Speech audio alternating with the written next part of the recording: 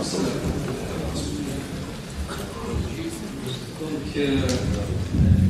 de commencer, juste une remarque avant de commencer la deuxième présentation, nous invitons nos immeubles participants à s'inscrire dans les différents ateliers.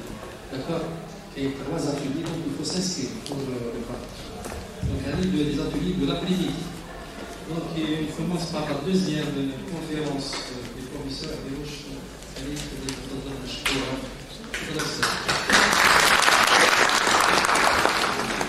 Salam alaikum. Bonsoir tout le monde. Tout d'abord, je dois remercier infiniment le professeur Tess qui m'a invité. J'ai l'honneur aussi de remercier d'être auprès de notre recteur de l'Université de 2, professeur Bouzou. Et mon grand merci, c'est d'avoir tous ces professeurs étudiants ici, parmi moi, parmi nous. C'est un plaisir d'être avec nous. Dans les années 70, je venais très souvent à Berna. L'été, il faisait très chaud. Mon oncle était le directeur de la Sontex. J'étais jeune, donc on essaye de... donc j'ai de bons souvenirs de Berna. Donc voilà, je vais partager avec vous une présentation sur la colonne vertébrale qui va toucher aussi à d'autres sujets. Et j'espère que ça va vous donner une idée sur le mode de recherche que je suis en train de faire. Je suis parti un peu de ce que j'appelle la recherche fondamentale.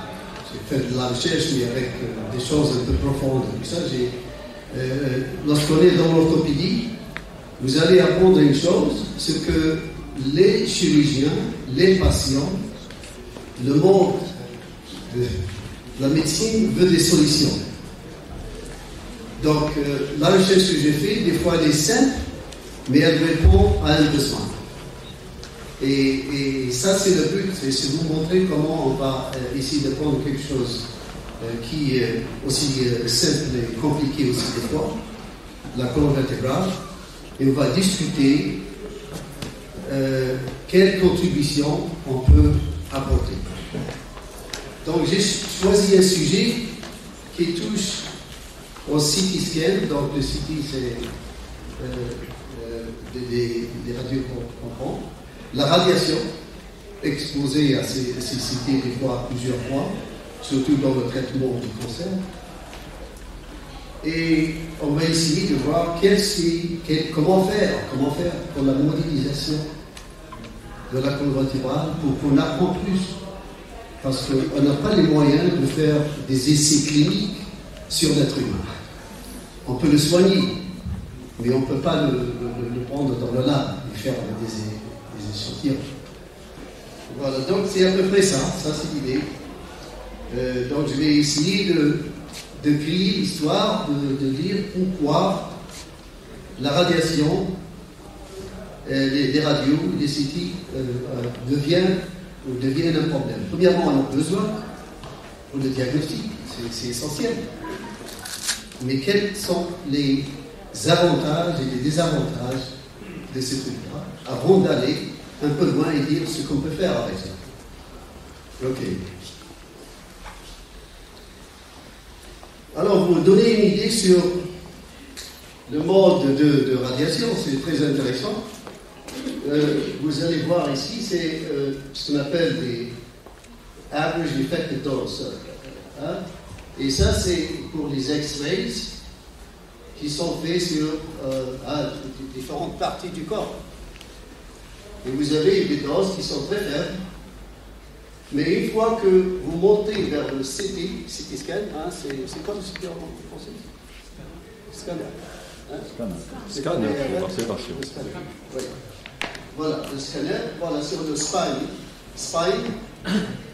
the pelvis, the chest, ils sont tous à peu près la même chose, donc ça c'est the average effective dose in millisievert. Et ça c'est the range that is published, donc on dit que la valeur peut aller un peu plus que ça. Si vous partez par exemple du spine, on a le 6, le millisivante, ici ça peut monter jusqu'à 10. Hein? C'est variable si on prend tout le corps. Donc tout ça, c'est pour vous donner quelques idées sur les dents. Comme on est intéressé aussi à comparer, c'est-à-dire le phénomène de radiation naturelle, ou si on travaille dans des conditions là où on est exposé à la radiation, et voir à peu près ce que ça va donner. Par exemple, les X-rays, ici on a 0,001, c'est très petit. C'est l'équivalent de l'exposition de 3 heures. Si on te met avec ce dosage. Si vous faites par exemple un X-ray, vous allez voir ici, si on fait le DEXA, si on a besoin de caractériser le nôtre, c'est aussi à peu près 3 heures. La position emission tomography, donc si vous montez faire le PET scan, pour le PET scan, ça monte jusqu'à 25, qui est l'équivalent de 8 ans d'exposition. Ça monte.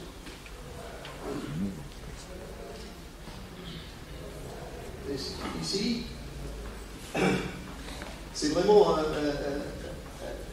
summary, comme on dit, un sommaire, sur l'idée de l'exposition. Par exemple, si vous voyez la dose des gens de Chernobyl, nucléaire plant, ici, je pense, en Ukraine,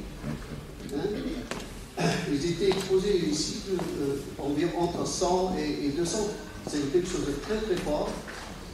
Et si on parle de single radiation treatment for cancer, single, donc pour une séance, donc on a un SIDA, et si on essaie de faire plus et on expose le corps, ça va monter.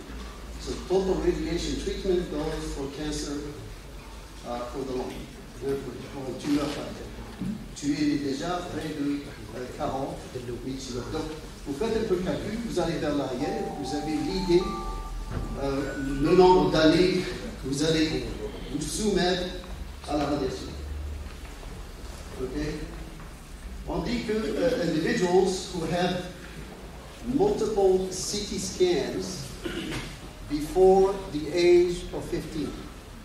Donc les gens qui ont des scanners plusieurs fois à l'âge de 15 ans peuvent développer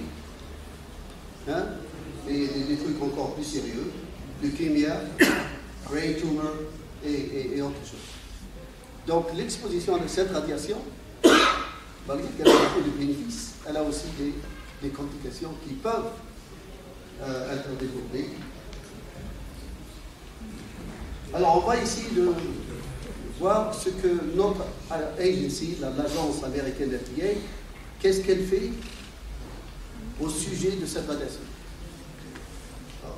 Pour le safety, comme on dit, to promote safety use of medical imaging. Donc ils font establish requirements for manufacturers of CT and fluoroscopy devices to incorporate additional safeguards in the equipment, labeling and training. Donc la chose qui est importante ici, c'est bien sûr il faut labeling, donc il faut qu'ils mettent les choses avec des trucs spécifiques. Il faut éduquer aussi les utilisateurs pour qu'il n'y ait pas d'abus et des choses pareilles. Et ils font un partnership avec les centres médicaux et pour la qualité, l'assurance du travail. Ça, c'est quelque chose de vraiment qui est très sérieux pour que les manufacturers obéissent certain rules, pour qu'ils suivent certaines choses. They recommend the healthcare professionals community to continue efforts to develop diagnostic references level for CT. Ça, c'est important, c'est-à-dire, c'est pas noir et blanc, c'est-à-dire on continue à développer les règles nécessaires pour il n'y a pas un abus et on ne prend pas les CT comme ça. Lorsque ce n'est pas nécessaire, on ne le fait pas. Parce qu'on essaie de l'utiliser jusqu'à ce que vraiment il est utilisé.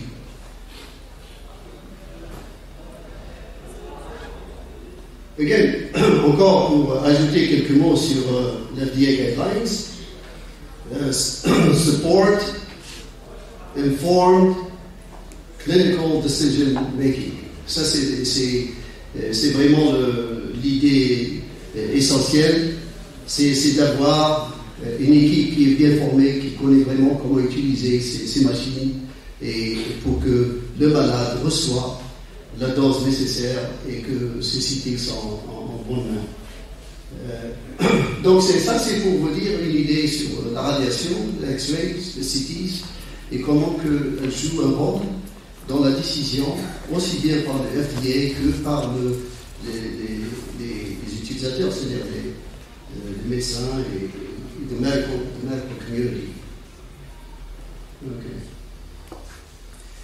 The ICRP dose limit are intended to serve as a boundary condition that will prevent deterministic effect and limit the probability of stochastic effect. Radiation health effects are generally divided into two categories. Basically, you have those that have the exposures and work for the public dose limit, and those that have radiation in their work in some occupational setting, like working for Argonne National Lab, working for some power plant, working for places like this. They would then have different procedures, and they test them on a yearly basis, making sure they don't exceed the dosage limit. Donc on essaie de faire notre mieux, hein, de mettre cet exercice en place pour que on essaye de ne pas trop exposer la personne. Alors, ça c'est le background. C'est avoir une idée sur les radiations de CT. Mais pourquoi on fait ça? Parce que moi je suis intéressé à utiliser le CT scan pour un autre but. Mais je veux savoir quelles sont mes limites. Alors, on va essayer de toucher maintenant à osteoporosis, compression fracture, des choses qui sont lorsqu'on vit, hein, c'est naturel. Notre os s'affaiblit. Une chose naturelle. Si on peut renverser ça, on peut vivre très longtemps. Hein? Donc il y a beaucoup de choses à faire pour les ingénieurs, les chercheurs. Si vous pouvez trouver une solution, hein, les gens de maintenant peuvent vivre à l'âge de 100 ans et ils peuvent faire de l'exercice, ils peuvent jouer avec le câble de maintenant comme vous voulez. Alors, essayez de voir un peu sur ce côté de osteoporosis. Vous pouvez voir la différence entre normal healthy bone. Ça, c'est lorsque l'os est vraiment en bon état. Et voilà, vous avez une idée sur l'osteoporotic bone qui s'affaiblit. Et ça commence à... lorsque l'os il est affaibli, il a la tendance de se compresser et donc il passe sur le disque et les choses commencent. Hein, c'est une structure qui se porte. Et si on fait un exercice qui demande beaucoup d'efforts, beaucoup de poids et que le vertèbre ne peut pas le faire, donc tu risques d'avoir une fracture. Aussi simple que ça. Ok.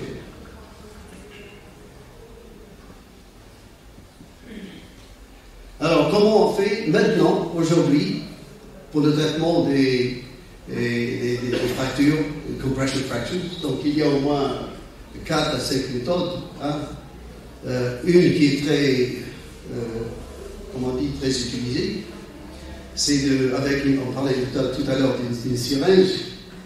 On prend une syringe, et il y a vraiment du ciment, hein, qu'on injecte un ciment, qu'on injecte dans le vertèbre pour solidifier un peu l'os, pour donner un peu plus de stiffness à l'os.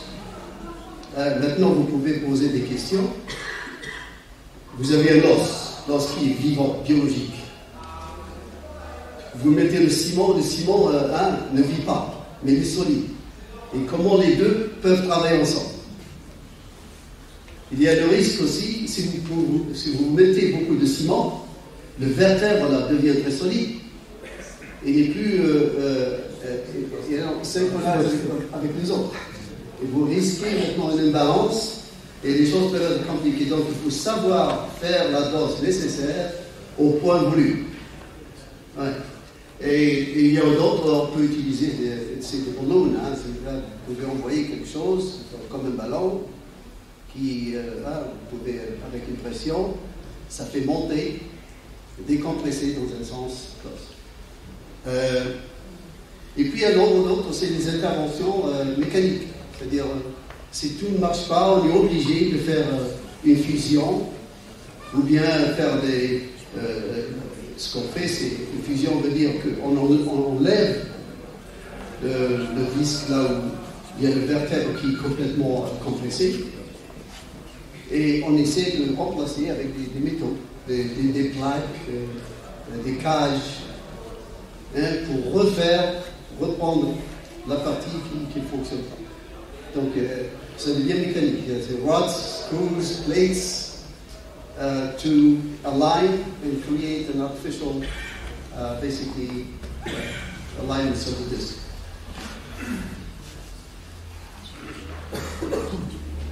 Pourquoi ce problème est intéressant? Premièrement, aux États-Unis, the compression fracture represents 750 000 cas par an. C'est à peu près 1,4 à 1,6 milliards de dollars qu'on dépense dans ce domaine. Ça devient sérieux. Et donc, la question, est-ce qu'il y a quelque chose qu'on peut contribuer qui peut aider ce phénomène de compression fracture? Il ne faut pas oublier, bien sûr, l'idée essentielle que j'allais dire avant. Si on a besoin de CT scan, dans ma tête, je suis en train de penser aussi à la radiation. La radiation veut dire que si vous voulez quelque chose de ce qu'on appelle high resolution, quelque chose de très fin pour avoir les informations nécessaires. Si on fait ça, premièrement, c'est bon. Deuxièmement, ça prend plus de temps, donc vous êtes exposé plus à la radiation. Donc vous gagnez d'un côté et vous avez des inconvénients de l'autre. Et donc la question, la balance, est comment faire? On a besoin d'informations, mais on ne veut pas aussi que le patient devienne exposé à quelque chose de sérieux. Ok.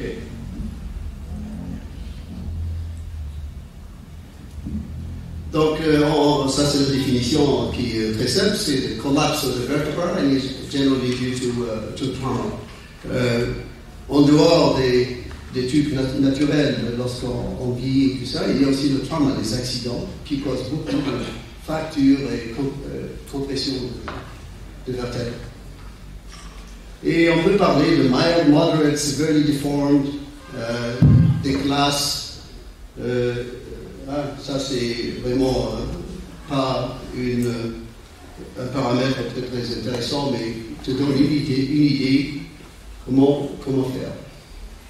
La conséquence est associated with this pain, clinically, the high change.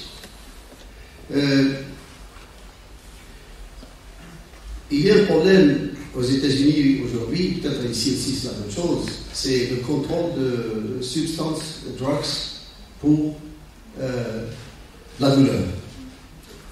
Et comme on sait que toute personne qui a des fractures dans la colonne vertébrale, la première chose c'est la douleur. Donc il faut lui donner quelque chose pour essayer de contrôler cette douleur. C'est vraiment un problème. On essaie de... donc s'il y a un changement de height, c'est-à-dire s'il y a une compression de ce vertèbre, et la dégénération aussi de ce vertèbre, avec le temps on perd de height, d'auteur, elle peut créer des problèmes. Donc, il y a des problèmes sur les disques, sur le nerf, il y a possibilité de douleur, et ça représente 84% des cas de même les gens qui ont le hatchback, déformation du dos, peuvent être aussi attribués à ces genres de compression fracture. Ok. Alors, je vais ici maintenant de passer à quelque chose de plus côté engineering. Voxel-based finite element that uses probabilistic approach for the input of non-geometrical parameters. Moi, je pense que le titre explique exactement ce qu'on va faire. Les éléments finis avec des probabilités, et on va essayer d'aller maintenant vers quelque chose qui est une petite solution. Voilà l'idée. L'idée, elle est là. Moi, lorsque j'ai vu ce problème, j'ai dit, est-ce qu'on peut développer ce que j'appelle les radios du futur? Future X-rays. Et qu'est-ce que ça veut dire, les radios du futur? Ça veut dire ça. C'est-à-dire, je veux que j'arrive à développer pour chaque patient un modèle complet de la colonne vertébrale. Si j'ai un modèle de la colonne vertébrale, je peux faire beaucoup de travail. Surtout dans le côté diagnostic. Diagnostic, c'est-à-dire qu'il ne faut pas attendre jusqu'à ce que la personne a un problème de fracture pour parler de la solution. C'est prévention. Prévention, c'est-à-dire si je sais que vous ne pouvez pas faire cette activité et si vous allez la faire, voici le risque. On va gagner beaucoup. Et c'est à peu près ça. Donc on a un logiciel qui se développe. Et ça c'est l'idée, c'est-à-dire on parle maintenant d'une solution concrète que le médecin peut utiliser. Voilà, on essaie de demander des CT scans, on crée des intermédiaires de mèches et de vérification. Et notre but, avec des statistiques, je reviens sur ça tout à l'heure, on essaie de créer la colonne vertébrale de ce patient.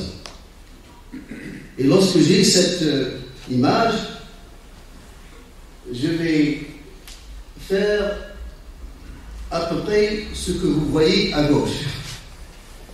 Au lieu de le manipuler, de dire, écoute, essaie de bend down et se lever, faire des pour voir à peu près s'il dit, oh ça me fait mal, ça me fait pas mal.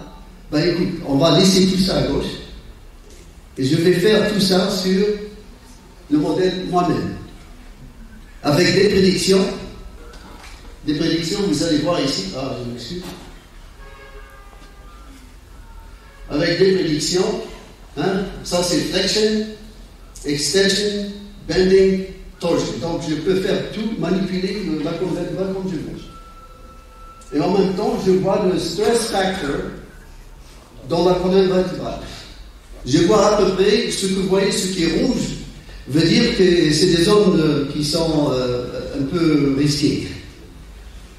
Je peux revenir au patient et lui dire, écoute, si jamais tu vas soulever quelque chose, un sac de 5 kilos, il y a le risque d'avoir une fracture.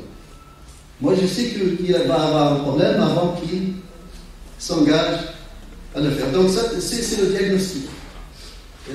Et la prévention qui va peut-être nous donner une bonne idée sur ce logiciel. Donc ce logiciel il est très avancé, on l'a sur place, on l'utilise surtout pour les gens pour le cancer, parce que déjà le CT scan est disponible, parce qu'on n'a pas le choix, il faut faire le traitement. Donc on a le scanner et on peut développer l'image totale de la colonne vertébrale, surtout lorsqu'on a une tumeur. Donc, on enlève le tumeur, bien sûr, par chirurgie, mais ce qui vient après, c'est la reconstruction de la colonne vertébrale du côté là où le tumeur a été enlevé. Donc le modèle devient une intégration totale dans la solution clinique du chirurgien. Oui. C'est à peu près ça l'idée. Maintenant, il faut faire du travail pour valider, pour trouver a credible model that has some benefits. C'est-à-dire, maintenant, il faut faire du travail qui peut ajouter la valeur à ce logiciel. Alors, ce que j'ai fait, on a commencé avec les souris. Ok? Avec les souris, on peut aussi créer, c'est-à-dire, we can create, if you wish, the osteoporosis condition in the rats. Ok? On peut créer cette condition. Et puis, on peut sacrifier la souris à des dates différentes, c'est-à-dire 1 mois, 3 mois, 6 mois, 9 et 12. Hein? C'est pour voir l'évolution de l'os qui va nous donner la possibilité de caractériser l'os et de développer quelque chose qui nous permet de connaître plus le côté, je l'appelle characterization of the bone, et ce qui est important pour nous, c'est, je garde tout ça dans le côté, c'est la radiation. Radiation veut dire pour nous, le but après ce logiciel, c'est comment obtenir des modèles fidèles avec moins de radiation, si on peut le faire. Ça, c'est le but. Et comment? Ça, c'est possible parce que tu peux faire intégrer Artificial Intelligence, Neural Network. Maintenant, tu peux penser à des données qui existent, qui peuvent être utilisées pour rendre le modèle encore plus fidèle. Alors, on a pris les souris pour 1 mois, 3 mois, 12, on les sacrifie. On a aussi utilisé quelque chose qui s'appelle BTH, c'est un hormone qu'on a injecté. Et le but de ce BTH, c'est regeneration of the bone. C'est la possibilité de rendre l'os plus régénéré. On est moderne. Il faut que ça revienne. Ok. Ouais. Voilà. Donc on a commencé, voilà l'idée pourquoi la souris. La souris est très intéressante dans le côté CT scan parce que la couronne d'étoile est très petite. Et le CT scan qu'on utilise pour l'humain, c'est grand, on ne peut pas faire ça. Donc il y a ce qu'on appelle micro-CT. C'est un petit micro-CT qui fait les choses au micron. Encore quelque chose d'encore plus petit. Hein? Donc on fait ça on a dissected, donc il faut voir, il y a beaucoup de choses à faire. Pour vous donner une idée, il y a 2 étudiants, medical students, qui s'intéressent à la recherche. Il y a un fellow en neurochirurgie, il y a un fellow en orthopédie. C'est eux qui s'occupent de l'animal. Hein, pour aller très mauvais. Donc, et pour aussi sacrifier l'animal, il y a des méthodes comment le faire. Il faut suivre les critères donnés par le DRB, donc c'est une agence universitaire et aussi nationale. Il faut suivre comment. Parce que si on publie un papier, il faut qu'on leur donne les données nécessaires, comment on a travaillé sur cet animal, comme ça. Donc il y a un IRB approval et sacrifié. Donc il y a des dissections de l'os. Il y a un radiologue qui fait le micro-CTs et fait les analyses. On prend les vertèbres aussi dans le lab et on fait des compressions de ces petits. Donc on a we designed an apparatus to test c'est the lumbar, the thoracic, donc on s'intéresse au lombaire et le thoracique. Le cervical, c'est très petit, alors n'essayez pas d'aller plus loin. Et pour commencer,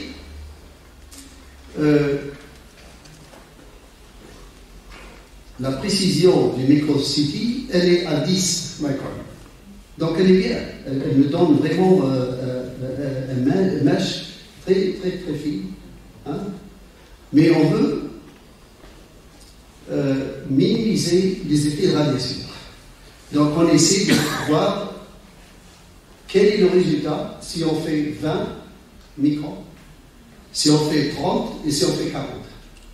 Dans un sens, on est en train de voir est-ce que c'est nécessaire vraiment d'avoir quelque chose aussi précis. C'est bon, ça te donne de bons résultats, mais mon but c'est de minimiser la radiation et d'avoir un modèle fidèle. Ok, à peu près ça. Hein? Ok. Voilà, ça vous donne une idée sur 10 microns, the mesh size, the 20, the 30, the 40, et la densité de distribution, et le nombre d'éléments. Regardez, vous avez, pour le 10 microns, tu as 98 000 éléments. Et pour le 40 microns, you only have 1600. Mais 1600, c'est beaucoup, hein? C'est pas quelque chose. Et l'autre, that's the cortical trabecular bone. Donc on essaie de voir le côté the cortical bone, c'est la partie un peu dure, et les 15 bone trabecular qui est au milieu. Et on fait la même chose. Voilà, donc on essaie de voir le stress. Maintenant, avec ces... J'ai oublié de dire quelque chose qui est important ici, je vais revenir. Voilà. Ce que vous voyez à droite, c'est like on a pris des échantillons. L'échantillon du cortical et l'échantillon du trabecular bone. Hein?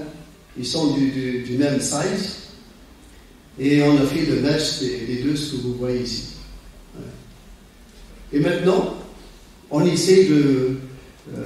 we apply the load. Mais c'est des fonctions de displacement. Donc, on est en train de forcer un displacement. Et là, le displacement, donc, il y a une réaction, une force qui se développe. Et c'est avec cette force, on peut donc trouver le stiffness, et le stress, et tout va bien. Right? Et vous avez les données ici, c'est là où on commence à avoir une idée de ce qu'on appelle le stress-strain relationship. Mais pourquoi tout ça c'est intéressant? Parce qu'une fois que vous commencez à appuyer sur le vertèbre, ce qui les intéresse, c'est d'appuyer jusqu'à ce qu'il y a une fracture. C'est ça? Donc, on va essayer de vérifier, on va essayer d'appuyer, et une fois que vous avez les fissures et les fractures, on s'arrête. C'est-à-dire on a causé compression fracture. On a une idée à peu près de la force qu'il faut et comment l'os réagit et répond à ce besoin. Ok. Si vous prenez le vertèbre et vous allez avoir une idée de tous les éléments à l'intérieur de ce vertèbre et vous allez voir un peu la fréquence, c'est-à-dire si on parle de 20 000 stress, vous allez voir par exemple qu'il y a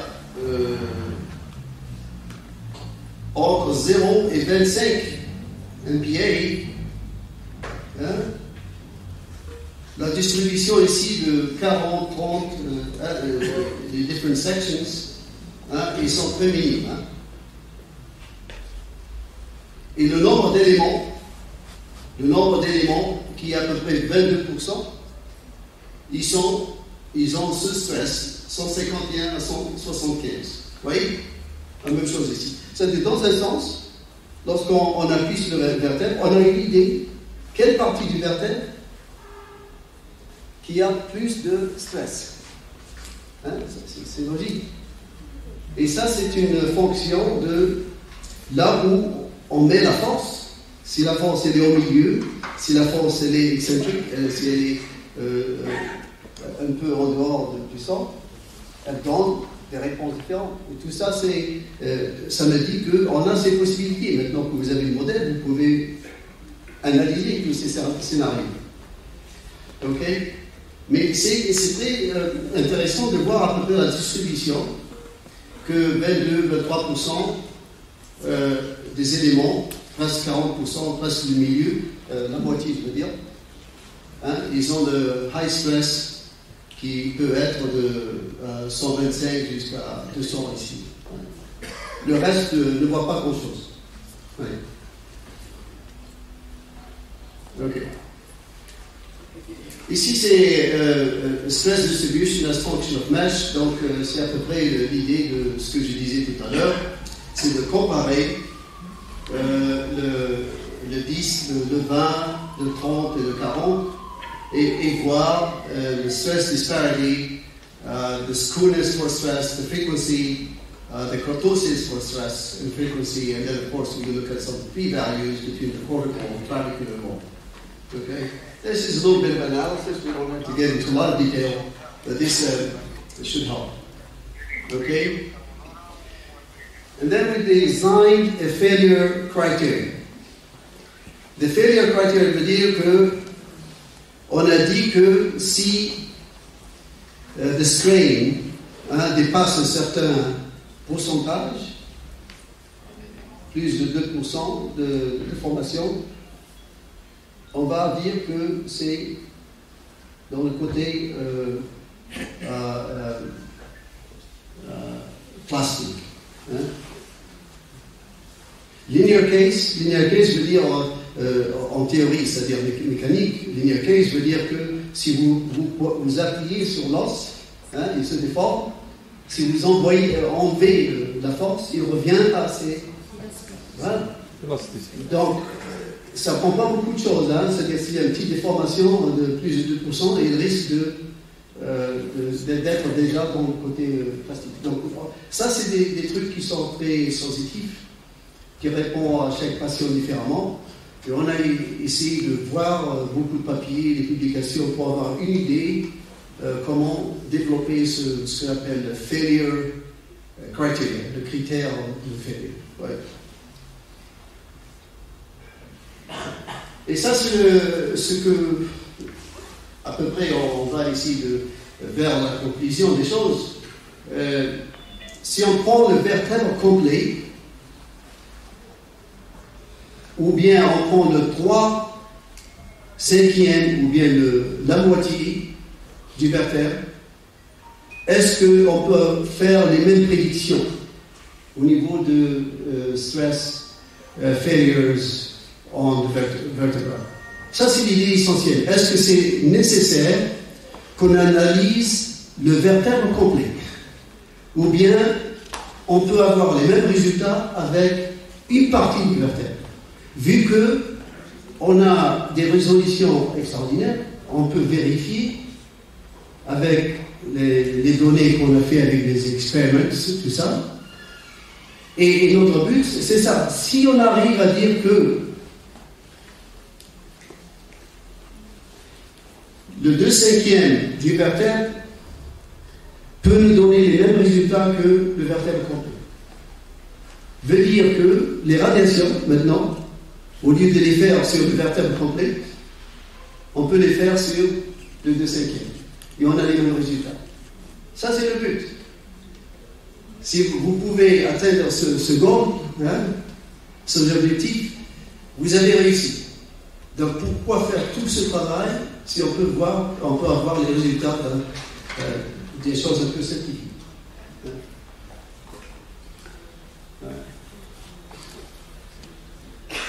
La corrélation entre failure load et thickness ratio. Hein, donc on revient ici sur les données qu'on a trouvées. Je ne vais pas aller trop loin, mais vous allez voir ici c'est le 1, le 3/5, 2/5. Donc on est en train d'analyser tous toutes les parties de vertèbres que je viens de dire et on va y trouver des corrélations.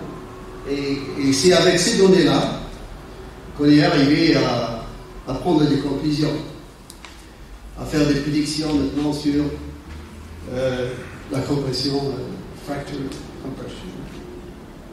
Ok? Material science, pour les gens qui s'intéressent à la modélisation, ça c'est très important. Beyond modulus, the density, tout ça c'est des choses, surtout pour l'os, qui n'est pas évident, ou bien pour la souris, qui est quelque chose encore qu'on ne connaît pas bien. Mais on essaie de trouver les bonnes relations, des choses qui peuvent nous guider dans ce projet. Donc vous voyez, je fais référence aussi à beaucoup de gens c'est des copains, des gens que je travaille avec depuis longtemps. Shirazi, il est à Montréal. Goel, il est à Toledo. On était tous dans la même équipe Bioengineering, Biomechanics pour une période de 20 ans. On travaillait sur des sujets de spine. Donc ça c'est... Ok. Ça c'est à peu près la distribution des Young Modules, la répartition on a fait un truc de symétrie coupé et pour vous donner à peu près la distribution des Young Modules dans le vertèbre. Ok. Et on peut obtenir le histogramme. Maintenant on vient vers les calculs directs de T2, de dire c'est la partie du thoracique T2. Et ça c'est le T4. Donc on peut aller maintenant pour chaque vertèbre, on fait la même analyse et voir quelle est la distribution de stress ou la prédiction de compression fracture. Ça c'est les boundary conditions applied to the mid-sagittal plane, fixity condition. The vertical displacement, 3% deformation, 3%, applied to the reference node, which forms the kinematic coupling with the superior node. Ça, c'est une chose qui était un peu compliquée. On était obligé de faire une coupe transversale du vertèbre, aller vers le cadre avec le mesh, trouver le centre de masse, pour qu'on essaie d'utiliser ça comme référence de point là où la force est. Comme ça, on peut avoir un contrôle sur la distribution des forces et du stress. Voilà ce que j'ai dit ici. C'est center mass projected on the most cranial slice and translated internally of 10% of the weight. Et puis on a fait un displacement de cette force. Donc dans un sens, on est en train de voir toutes les possibilités et comment déterminer ces fractures du vertèbre. Ok, ça c'est le T2 avec displacement, avec des different displacements, 0.03, then we increase almost twice, 3, 4, et ça monte, ça c'est le load, donc c'est la réaction de la force qui est à 15 500 ici et ça monte jusqu'à 27. Et ça c'est la déformation, donc vous avez 0,15% et ça peut aller jusqu'à 1, 2, comme on disait tout à l'heure, on peut aller même à 3% de déformation. Et bien sûr vous avez les stress, tout ça. Tout ça c'est the genius of engineering, c'est ça, on aime beaucoup. C'est la chose qu'on peut faire, c'est avoir des résultats, les stress, on peut trouver tous ces trucs et avoir une idée globale de von Mises stress with less than 2% of the elements that have E greater than 0.07. Donc on essaie de voir là où les Young Modules doivent avoir quelque chose de positif et on va voir la distribution totale de stress dans le vertèbre. Ok.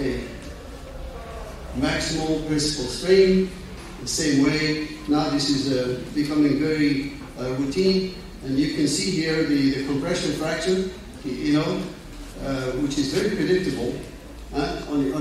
C'est là où ça commence à se développer.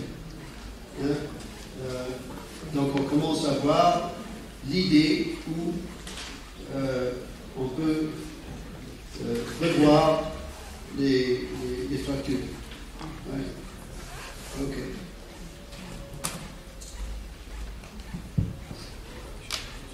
Histogram of T4, ok. Donc il y a Roman en 2010 qui il a fait un travail un peu, comment on dit, experiment, harvesting region, entre le T11 et L5. C'est la jonction entre le thoracique et le lombaire, avec loading of 1000 avec loose constraints. The inferior surface of the model fully constrained means fixed, doesn't move. Et il voit les valeurs qu'ils ont utilisées pour les majors. Et ça vous donne une idée ce qu'il a trouvé comme stress entre 5,8 et 10. Et ça, c'est notre calcul. Et vous allez voir un peu si on fait cette table, on va trouver qu'on est à peu près au même range que notre ami.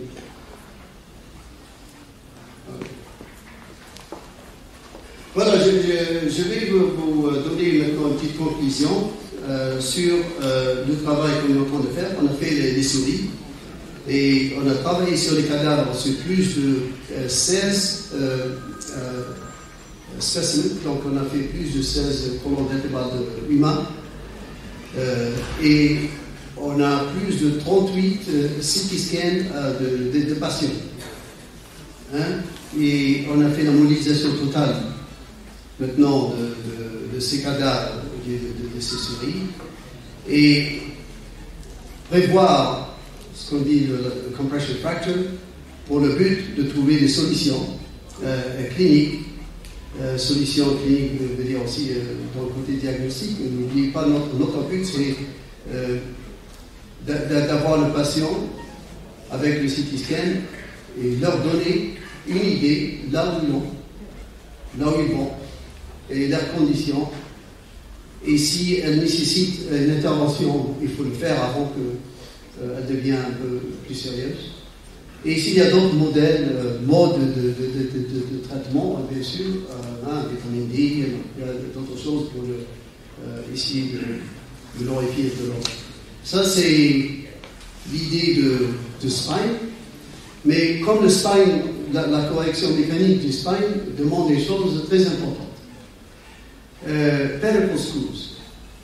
Si on fait une correction mécanique, on est obligé d'avoir des vis pour maintenir ces colonnes dans le vertèbre. Et un sujet qui m'a beaucoup intéressé, pourquoi? Parce que j'ai demandé comment vous faites pour faire insérer ces vis. Est-ce que c'est l'expérience?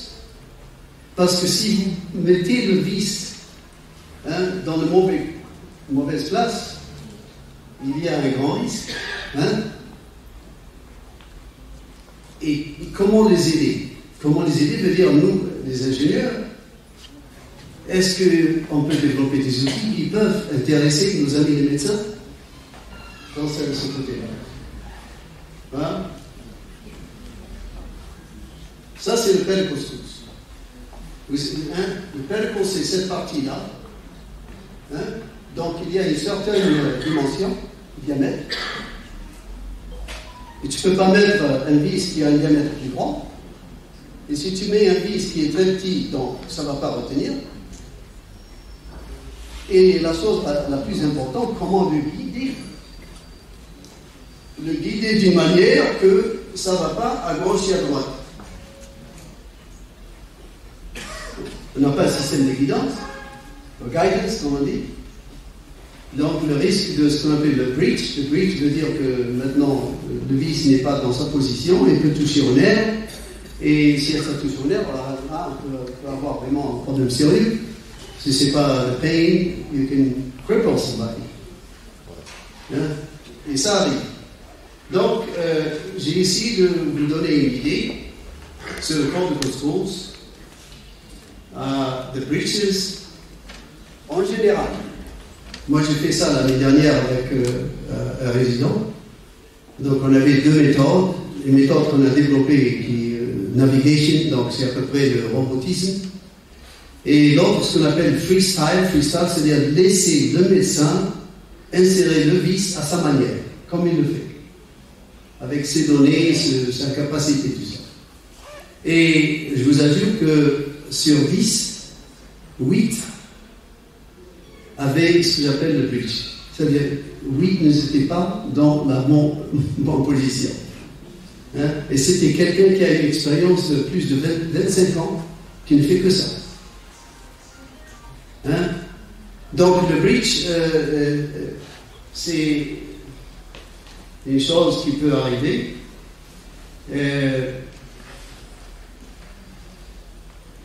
Voilà, si vous avez un Pedicle Screw qui est dans la bonne position, il y a deux choses. Vous pouvez avoir ce vis qui peut aller jusqu'à le cortical bone. Lorsqu'il s'appelle, c'est long, il va vers le cortical bone. Le cortical bone, il y a plus de stiffness. It anchors. Hein? Ça va solidifier. Le problème, c'est qu'on ne sait pas là où on est. Il ne faut pas s'engager à aller trop loin, le risque de sortir du cercle. Mais si on reste dans le 15 bone, ici, donc on compte beaucoup sur le cortical bone et l'engagement de l'engrenage entre les deux ici.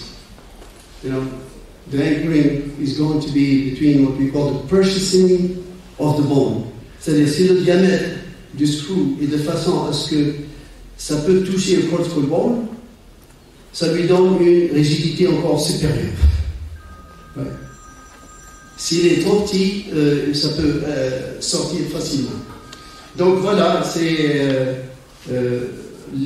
l'autre idée qu'on est en train de travailler sur, comprendre un peu l'anatomie du vertèbre, toutes les possibilités de vis qui existent, et de développer une méthode que je vais aller directement vers ça, de l'hypothèse Pedicle Screw can be tested. We have to do a pull-out, we have to do an insertion torque, large diameter screws with the purchase.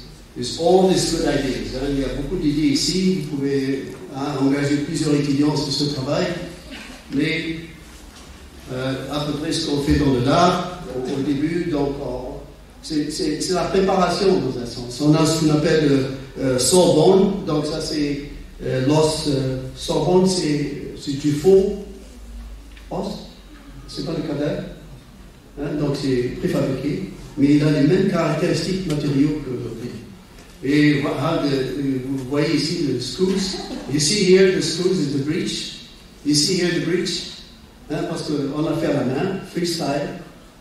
Et hein, donc, ou bien le vis, il a un diamètre très grand, ou bien il n'était pas bien placé. Ouais. Et on fait le cadaver studies, et ça va nous donner quelques idées sur la différence lorsque on a un vis qui est bien placé et l'autre qui est mal placé. I think I'm going to give you the last slide. You know, no methods, too much going on. Ça, c'est le CT scan qu'on a fait avec tous les vertèbres, cadavers, pour faire la modélisation. Et vous voyez tous les pedicle screws qui sont déjà attachés. Ça, c'est très intéressant. On a un papier sur ça si ça vous intéresse. On a fait ce que j'appelle la force, l'insertion angle et la densité. Ça, c'est trois paramètres qui sont très intéressants. L'insertion angle veut dire que s'il y a une déviation de l'angle du vis, hein, et si elle est normale, est-ce que ça change dans le côté du grip force, le pull-out force nécessaire pour faire sortir le vice. Ça, c'est l'expérience que we have. Mais ce qui est intéressant, c'est ça. On peut engager des gens de computer science et des gens de la mécanique, peut-être de pas mal d'autres filières. Le but, c'est de développer, à partir de l'imagerie, un logiciel de guidance, c'est ça, guidance? Non. Hein? Ok, guidance. On reste avec guidance. Ouais. Donc, on a le CT scan, on fait le processing avec CT scan. On développe ce qu'on appelle les points de référence pour l'insertion. Et ça, c'est déterminer les points nécessaires qui vous donnent une idée, ce que j'appelle des insertion points. L'insertion point, il n'y a pas un seul point. C'est toute une surface. Hein? Et vous avez une idée de cette surface. Si vous avez une surface, donc il y a plusieurs points. Donc il faut une optimisation. L'optimisation, c'est de trouver le point optimum qui va vous guider vers le pellicule sans avoir de bridge. C'est à peu près ça l'idée ici. The identification of the region. Et ça, c'est tout le laboratoire de vis qui sont disponibles. Et voir le diamètre, la longueur qu'il faut, et donner toutes ces données au médecin. Et ça, c'est les trajectoires que tu peux obtenir. Et le but, c'est d'être dans cette enveloppe. Tout ça, c'est toutes les possibilités qui existent. Et ça, c'est l'algorithme qu'on est en train d'utiliser maintenant pour aider le chirurgien lorsqu'il fait toute chose qui a besoin d'insertion of screws pour le guider et minimiser, bien sûr, tous les efforts, les problèmes qui peuvent être résolus de ce que j'appelle le bridge. Ben voilà, je vais terminer rapidement. N'allez pas trop loin ici, des images. C'est des gens qui s'intéressent à ce sujet, c'est les paramètres et comment le faire. J'ai un papier qui donne encore plus de données, de lecture. Je peux laisser ça avec le professeur Hôtesse et ça va peut-être donner quelque chose pour les étudiants qui veulent faire une thèse sur ce côté. J'ai comparé le freestyle avec l'autre navigation. Ça, c'est la conclusion de Search Point. Et voilà, je termine par vous dire que normal technique with reduced computer topography exposure. Le but, c'était pour nous de réduire la radiation et de développer des modèles qui peuvent nous aider pour la diagnostic des gens avec osteoporosis. Et bien sûr, this tool is currently being developed. Donc, on est en train d'utiliser ce qu'on appelle le logiciel, le guidance. Il est intégré avec des robots. C'est-à-dire, si tu as un robot qui va guider pour l'opération, pour le pellicule screws par exemple, il a besoin d'un logiciel, et ça, c'est à peu près le logiciel qu'il faut pour faire l'opération avec un robot. Oui. Voilà. Ça, c'est un bijou que j'ai développé aussi. Avant de terminer, c'est la conclusion. Comme toute chose dans la vie, ma mère, elle est diabétique, chronique, très très avancée. Et j'ai pensé comment lui donner un coup de main. Hein? Comment les Algériens veulent tout résoudre. Hein? Et ça, c'est un pancréas artificiel qui peut servir de drugs. Donc, c'est médicaments. Hein? Non seulement l'insuline pour l'hyperglycémie, mais la glucagon pour l'hypoglycémie. C'est-à-dire, qui apporte le sucre, il te faut quelque chose d'autre, pas l'insuline. C'est la glucagon. Moi, j'ai mis tout ça dans un appareil qui peut faire ça. Avec un capteur, feedback, et c'est le contrôle total de la glycémie, du diabète. Un programme qui est très avancé. J'ai une petite compagnie aussi. Et j'espère aussi donner ce bijou en Algérie. et de faire un travail clinique. J'ai présenté ça à Oran il y a un mois. J'avais une salle qui était pleine d'endocrinologistes, des gens à la porte qui étaient... Et j'étais bien reçu, j'étais très très content. Et voilà, c'est l'appareil, elle est là dans ma main. Et comme le hasard, je suis maintenant, je l'ai avec moi, je vais vous la montrer. Et c'est la conclusion.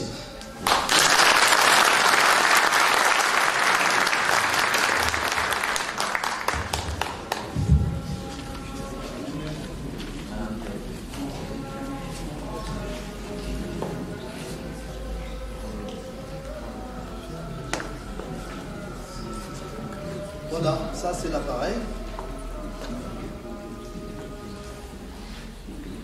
Voilà. C'est un iPhone touch screen. Hein? Donc, si vous avez un appareil iPhone ou bien Samsung, c'est la même chose. Vous avez le bolus, le basal, le CJM. Il y a toutes les fonctions nécessaires d'un ordinateur. C'est le contrôle absolu de la diabète. Hein? Et ce qui est intéressant pour ça, et pourquoi il y a d'autres micropompes dans le marché, je ne suis pas le seul. Mais ça, c'est innovant dans le sens que c'est la seule qui a ce que j'appelle une cartouche intelligente avec des capteurs. Qui te suit, elle sait ce qui reste à l'intérieur, que ça t'appartient. Elle a un code qui vérifie que la température de l'insuline, elle est toujours ambiante. Et si ça monte, te donne des trucs à avertir. Donc, on a ajouté beaucoup d'informations pour donner une vie meilleure aux malades. C'est le but. Ça. Voilà, c'est à peu près ça.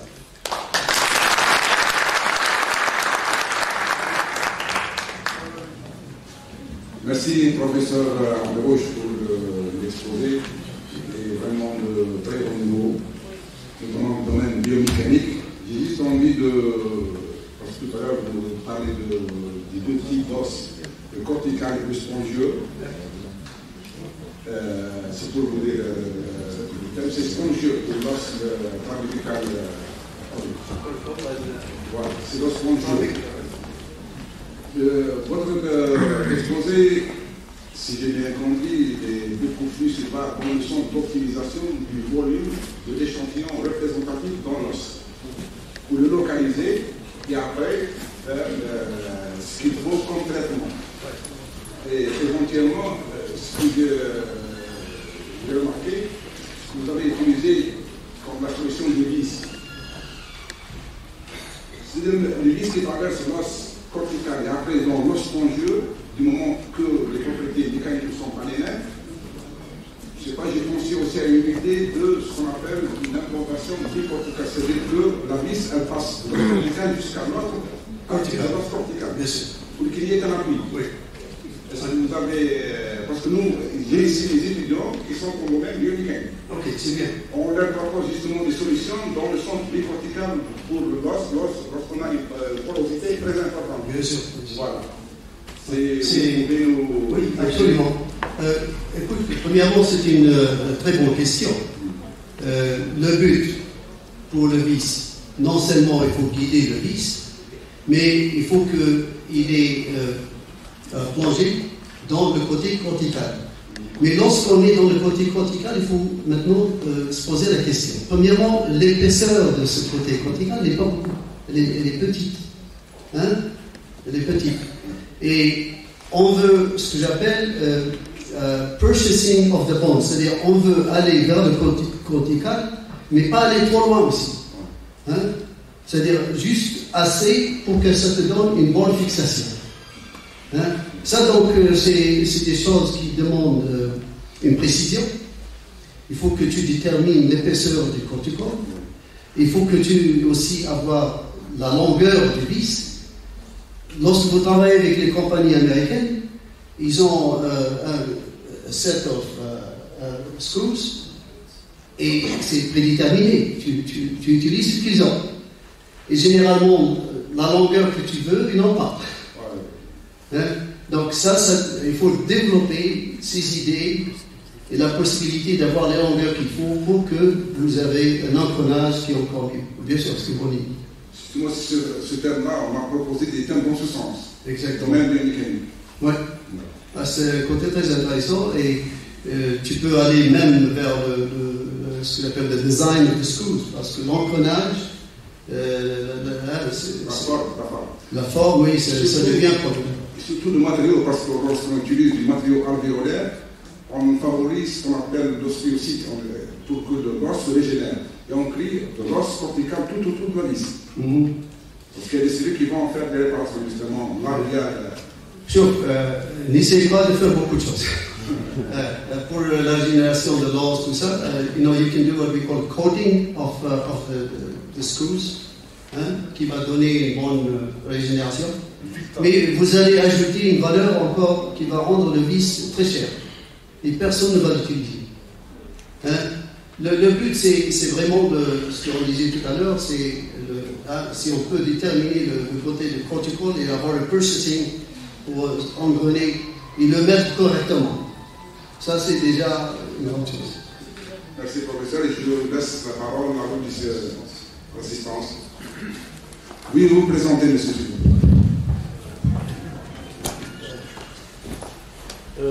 Professeur Boujora, c'est professeur Boujora, orthopédiste.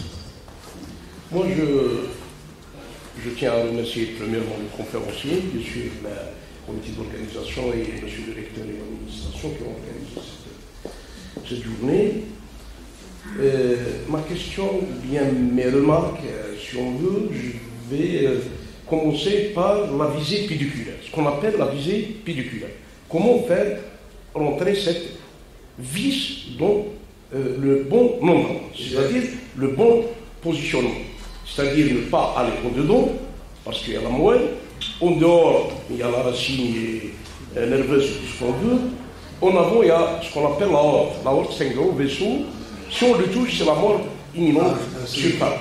Il faut avoir d'autres chirurgiens vasculaires pour la réparation, bien sûr, avec les chirurgiens de la colonne vertébrale. Cette étroitesse du pédicule, c'est vrai qu'elle pose beaucoup de problèmes. Et la malposition des vis pose des problèmes. Il y a même des gens, des orthopédistes, ça je l'ai lu, en Angleterre, qui ont ces complications vasculaires. Nous n'avons pas ces complications vasculaires qui sont mortelles. Pourquoi? Parce qu'on a peur. On ne fait pas des dimensions qui sont très longues. Exactement. Donc, et nous ici,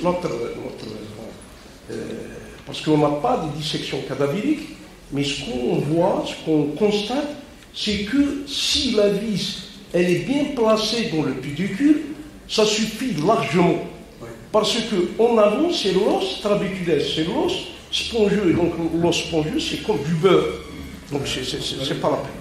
Maintenant, je reviens à une autre remarque. Chaque pédicule, je dis bien chaque pédicule, c'est-à-dire chaque vertèbre a ses pédicules qui ont une orientation, c'est-à-dire une direction spécifique, un diamètre propre à elle. Et donc, chaque type de pédicule nécessite une vis. Vous avez montré dans une diapo, vous avez montré des vis. Il y a des vis qu'on appelle des vis cannulées, des vis trouées et perforées. Ça, c'est pour l'ostéoporose. L'ostéoporose, pour les étudiants, il y a l'os là où il n'y a pas de la trame osseuse, il n'y a pas vraiment beaucoup de calcium. C'est dû à des pathologies, bien à la vieillesse. Voilà. Donc, ces vis-là, on peut injecter le ciment avec une dose qui est bien précise. Ça, c'est pour les vis. Je veux bien savoir, est-ce que ces vis, parce que c'est des labos, on ne sait pas ce que ces vis, si on injecte ce ciment-là, est-ce qu'il est bénéfique sur le plan biomécanique? Est-ce qu'il n'y a pas de complications après? Parce que l'os, il est vraiment ostéoporotique. Ça, c'est ma question. Deuxième question, c'est que, c'est vrai, vous avez bien parlé, et j'ai bien suivi, que les rayons sont néfastes non seulement pour le malade, mais c'est pour tout le personnel médical et paramédical. Donc il faut diminuer les doses. Et vous avez parlé du robot qui nous guide. C'est vrai que le robot maintenant supplante toutes les examens complémentaires pour orienter bien la vis. Mais le robot, ma question, le robot, on ouvre la colonne vertébrale.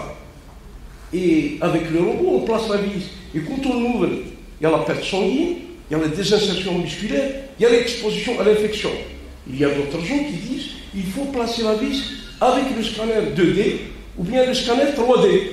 Et le scanner 2D et 3D, il y a là les rayons. Et donc, comment on fait? Soit on agresse le malade, ou bien on agresse le chirurgien. Et toujours la question se pose, s'il y a des éclaircissements, je veux bien les savoir, et merci. Merci bien, Charlie. Comme vous dites, je vais parler un peu plus sur le vis 2D et 3D, le placement de ça, parce que c'est à peu près notre travail. Notre but dans mon département, c'est d'utiliser ce qu'on appelle une simulation virtuelle, virtual reality. Donc, dans un sens, on devient plus compétent lorsqu'on pratique sur des cadavres ou bien sur des choses qu'on peut développer avec des simulations. Au Canada, ils font le 2D. Pour nous, on aime bien faire le 3D, c'est-à-dire le CT scan.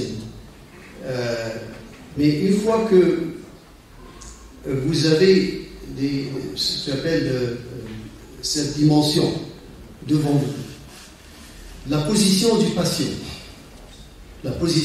pour insérer les vis, ou bien tu fais une ouverture, ou même sans ouverture.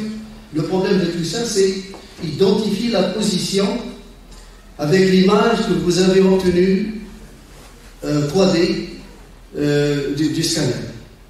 Donc là, il y a ce qu'on appelle maintenant il faut une imagerie encore de plus du patient au temps réel, de faire une corrélation avec l'image que vous avez du patient du CT scan. Et lorsque les deux images sont maintenant synchronisées, il y a cette possibilité de dire que la réussite va être grande, parce que maintenant vous êtes guidé du point, de l'angle, d'insertion et la distance et même la vitesse. Tout ça, on peut contrôler si on a toutes les informations nécessaires. Je pense donc l'imagerie avec les 3D, c'est à peu près là où on peut aller. Et le navigation system qu'ils ont maintenant, Stryker, Zimmer, tout ça, ils ont dans un sens ce qu'on appelle le robot, mais ils n'ont pas l'intelligence, c'est-à-dire le travail qu'on a fait ici, qui va leur donner cette possibilité de faire le travail correctement. Donc en dehors des navigations, il faut aussi des appareils qui prennent les photos au temps réel, qu'on essaie de redévelopper ces photos avec l'imagerie qu'on a fait avec le CT, et maintenant vous avez les 3D et vous avez cette possibilité qui va vous guider, faire une insertion correcte et minimiser toute possibilité qui peut se développer. Et tout ça, c'est evolving, comme on dit. Ça, c'est des choses qu'on est en train de développer. Il n'y a pas vraiment un système qui existe qui peut tout faire. On est encore loin de ce travail. Mais ce qui est intéressant dans tout ça, c'est que le patient, comme vous dites, présente un challenge. Chaque patient a des dimensions, une anatomie différente. Et il y a l'âge, il y a le gender, c'est-à-dire il y a des femmes, il y a des hommes, il y a des enfants. Donc, comment développer quelque chose qu'on appelle patient specific, qui est plus vers le patient. Et moi, j'ai toujours une idée que je dis que ça devient comme le tailleur. Tailleur.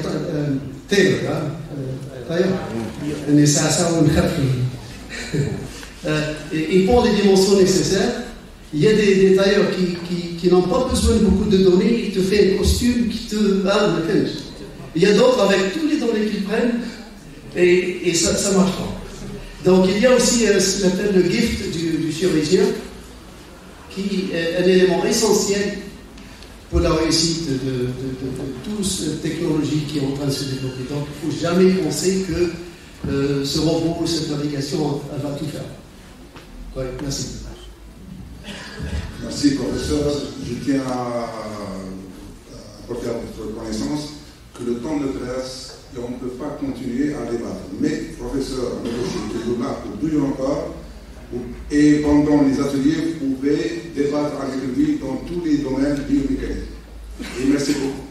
Oui, je vais présenter dans les travaux un truc plus sur la hanche, les genoux, ACL reconstruction. Donc on va aussi parler d'autres choses que la colonne vertébrale. Merci. Donc on passe directement à la deuxième zone, pour la troisième conférence. Elle est présentée par le professeur Nabella. Et c'est intitulé Outils et innovation, cadre et ordre des laboratoires de recherche pour l'équipage rapide. Je rappelle que le professeur Nabella est directeur du laboratoire d'innovation du système des produits industriels et de l'école politique